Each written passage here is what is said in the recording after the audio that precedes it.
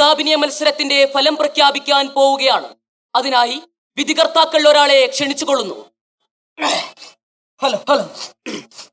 ഇപ്പോൾ ഇവിടെ കഴിഞ്ഞ ഏകാഭിനയ മത്സരത്തിന്റെ ഫലം പറയുന്നതിന് മുൻപ് 2 വാക്ക്.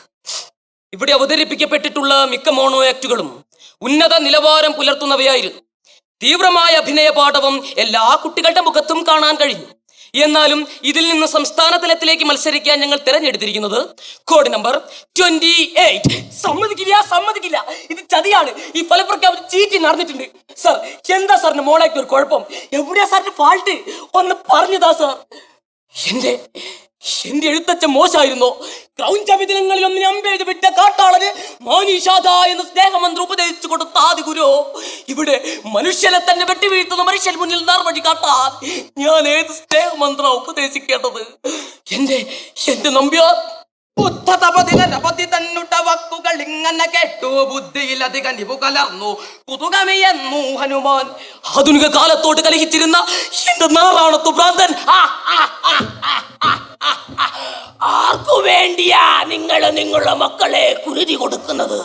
മത്സരത്തിനായി ആദ്യം അവരെ മലകയറ്റും, എന്നിട്ട് പാറക്കല്ലു പോലെ ഉരുട്ടി താഴോട്ടിട്ട് കൈകൊട്ടിച്ചിരിക്കും. എന്താ സാറിന്റെ ആക്ടിങ്ങിന് കുഴപ്പം? എവിടെയാ സാറിന്റെ മൈനസ് മാർക്ക്? ഒന്ന് പറഞ്ഞതാ സാർ. ഡിയെ വിളിക്കടാ. 100 ഉറുപ്പിന്നാലും ഞാൻ നിന്റെ പപ്പേന്റെ കലാപരിപാടിക്ക് ചെലവാക്കിയത്. എന്റെ മോന്റെ മോണാക്കി ജഡ്ജ് ചെയ്യാനുള്ള എന്ത് ക്വാളിഫിക്കേഷൻ നിങ്ങൾക്കുള്ളത്? അഭിഷേകിന്റെ അമ്മേ, ഇതേ പ്രശ്നം തന്നെ നാടോടുന്നതിന് കാലത്ത് സംഭവിച്ചത്. 18 കൊല്ലായിട്ട് ഞാൻ പഠിപ്പിച്ച കുട്ടിക്ക് തന്നെ ഫസ്റ്റ് എ ഗ്രേഡും. ഈ കൊല്ലം മാത്രം പുത്തുമ്മ വെച്ച് കുത്തിക്കാലിന് പ്ലാസ്റ്റർ ഒട്ടിച്ചപ്പം അത് സിമ്പതിക്ക് വേണ്ടി ഒട്ടിച്ചതാണോലും. വേദന കടിച്ചു പിടിച്ച് കളിച്ചാലേ അഭിഷേകൻ നീയേ. അഭിഷേകിന്റെ അമ്മേ, പൈസ ഇട്ട് പൊട്ടിച്ചിട്ടാലും വേണ്ടില്ല, അപ്പീല് കൊടുത്ത് സ്റ്റേറ്റിൽ പോണം. കൊട്ടിക്ക് മാഷി അപ്പീല്. നിങ്ങൾ ഇങ്ങനെ തോൽക്കുന്ന പരിപാടിക്ക് മുഴുവൻ അപ്പീലും കൊണ്ടുവന്ന ഞങ്ങൾ എന്താ ചെയ്യാ? ഇപ്പൊ തന്നെ ഇവിടെ 500കളോളം അപ്പീലുകൾ എത്തിക്കഴിഞ്ഞു. ഇങ്ങനെ പോയാൽ സംസ്ഥാന കേരള സ്കൂൾ കലോത്സവം കഴിയണമെങ്കിൽ ചുരുങ്ങിയതൊരു മാസമെങ്കിലും എടുക്കും. എന്റെ വക്കീലെ, നിങ്ങളിങ്ങനെ ഒഴിവുകഴി പറയരുത്. കാശ് എത്ര വേണമെങ്കിലും ഞങ്ങൾ തരാം. ഞങ്ങൾക്ക് നീതി കിട്ടണം. കാശിനനുസരിച്ച് നീതി കൊടുക്കാൻ ഇതൊരു നീതി സ്റ്റോർ ഒന്നുമല്ല. പിന്നെ ജഡ്ജസിന്റെ തീരുമാനം അന്തിമമായ സ്ഥിതിക്ക് കുട്ടിയെ ഞങ്ങൾ അടുത്ത പ്രാവശ്യം മത്സരിപ്പിക്കുന്നതല്ലേ അതിന്റെ ന്യായം? അഖിലാണ്ട മണ്ഡല മണ്ണിച്ചൊരുക്കി സംസ്ഥാന കേരള സ്കൂൾ കലോത്സവം 2010-2011 ഇവിടെ തിരികൊളുത്തുകയായി. ശ്രദ്ധിക്കുക, ഉച്ചഭക്ഷണത്തിനായി രാവിലെ തന്നെ ക്യൂ നിൽക്കുന്നവർ ഈ വേദിക്ക് മുന്നിലേക്ക് വന്നിരുന്നാൽ ഉദ്ഘാടന പരിപാടി നമുക്ക് ഗംഭീരമാക്കാമായിരുന്നു. മത്സരാർത്ഥിയുടെ ശ്രദ്ധയ്ക്ക് വേദി 1-ൽ ഭരതനാട്യ മത്സരം ആരംഭിച്ചിരിക്കുന്നു. പക്ഷേ മത്സരങ്ങളെല്ലാം തുടങ്ങിയല്ലോ.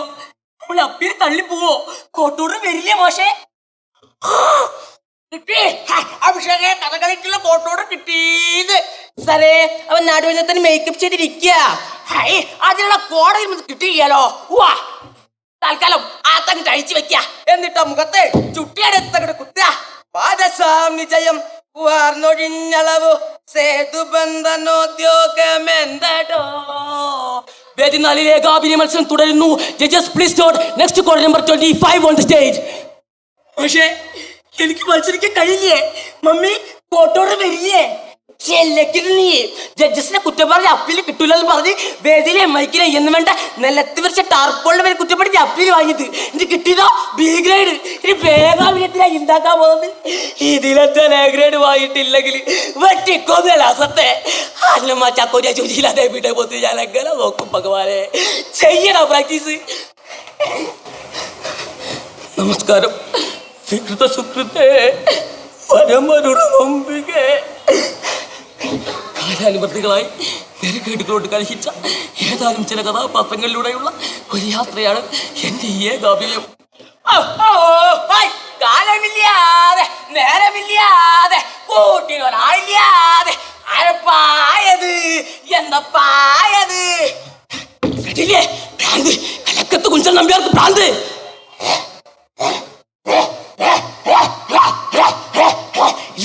നമ്പ്യാർക്ക് ഭ്രാന്തില്ല. നമ്പ്യാർക്ക് പട്ടി കളിച്ച ഭ്രാന്തല്ല, നിറകത്ത കാലത്തെ കണ്ടുള്ള പരിഭ്രാന്തിയാ.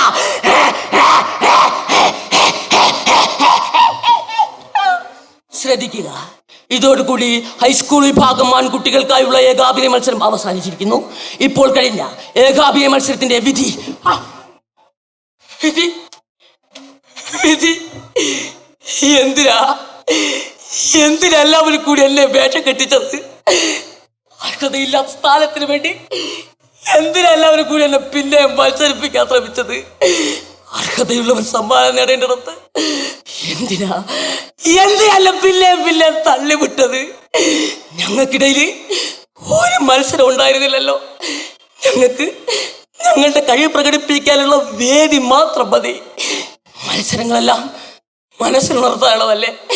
അതിനെ തല്ലിക്കെടുത്തല്ലേ? അതിനെ തല്ലിക്കെടുത്തരുതേ എന്ന്